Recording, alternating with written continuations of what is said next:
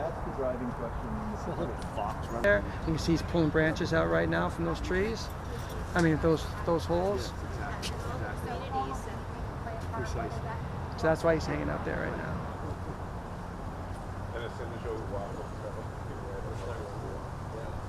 Further, because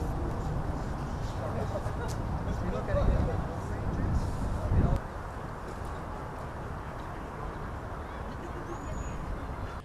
you know, the mission of the Fresno Chaffee Zoo is to inspire people to care for animals, to make connections, to build community, and to save wildlife. There is no better ambassador for that story than African elephants. My way up into part-time and then to full-time. And so now I'm here on the tempo team working with the elephants, and I get to educate, and I get to, you know, see everybody be like, wow, oh my god, that's so cool, and get everybody riled up, and she gets everybody in the pool. So she's really like, If one animal can tell a story that saves hundreds of animals, that saves vast range habitat, then that animal is doing something incredibly meaningful, incredibly valuable. And if we can give that animal an incredibly good quality of life while it's doing that, I think that's a win-win for everybody.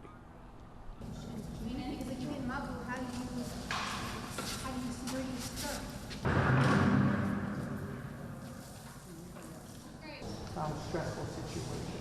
Nobody likes to be in front of So how often do you do like a mock? a little bit of both. What we do right now, the reason why we do this mock lifestyle thing is we love to hear every single visitor come and tell us It's special. It's outfit.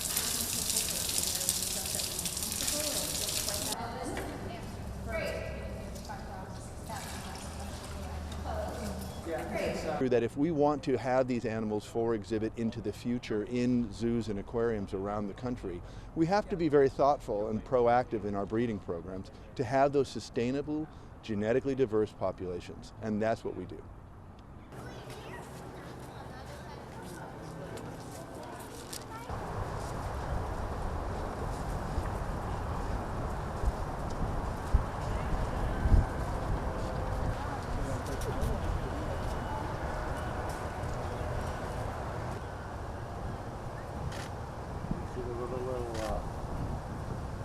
Caribou. But I do remember in the 80s they had a lot smaller enclosure right here in this zoo, and now they have this really huge area to go roam, and it seems like they have them kind of paired up with the animals that they would interact with in nature. So I think it's as good as you can probably do inside, you know, the middle of California.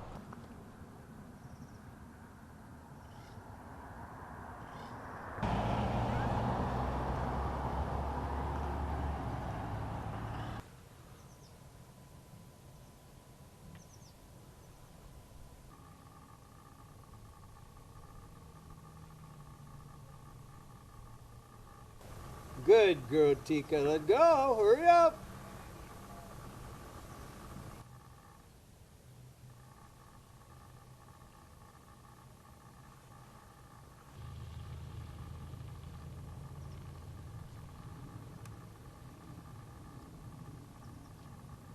This is the only place, the only elephant place you'll ever come in the world where someone will tell you that these elephants don't have enough space. They don't have the right social structure. You know, there's no right way of doing it.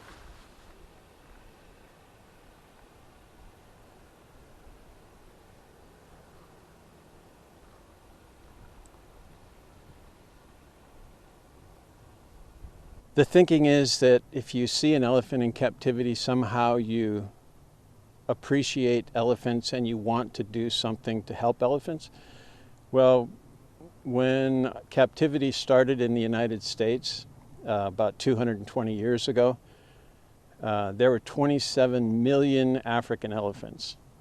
So if that model worked, if you go somewhere and see an elephant and you appreciate it and you want to save it, it's not working because now there's about 500,000.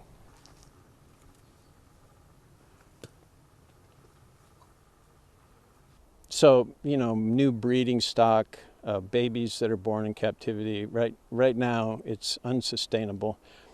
I think it's winding down, and I think the public is is so aware now of what an elephant should be. Take your time, watch your feet. Watch your feet. They have like opposable thumb, and the Asians have to scoop like that. Oh, I didn't know that difference. And she still has her moments where she can take a swing at somebody, which I kind of admire. You know, the real tragedy is that she was taken away in I think 1966 from her family. She would still be with her family. She could still, if she was wild, have a baby. She wouldn't be the oldest elephant in the wild. She's the oldest elephant in captivity because captivity kills elephants at such a young age.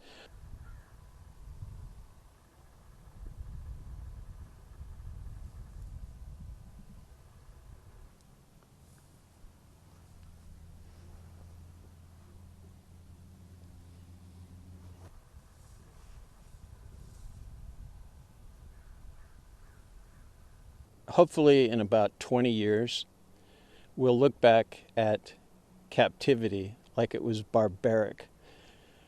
And I think we're moving toward that.